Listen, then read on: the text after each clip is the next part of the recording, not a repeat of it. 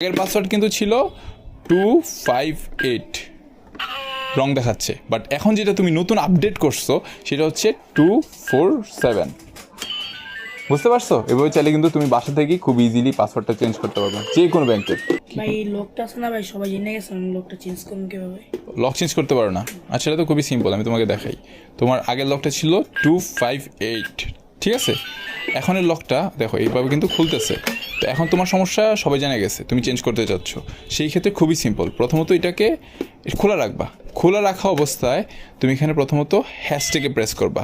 ধরো এইবারে তুমি 247 দিছো না, তারপর হ্যাশ ক্লিক করবা, মানে এটা সেট হয়ে গেছে। আগের পাসওয়ার্ড কিন্তু ছিল 258 রং দেখাচ্ছে, বাট এখন যেটা তুমি নতুন আপডেট করছো সেটা হচ্ছে 247।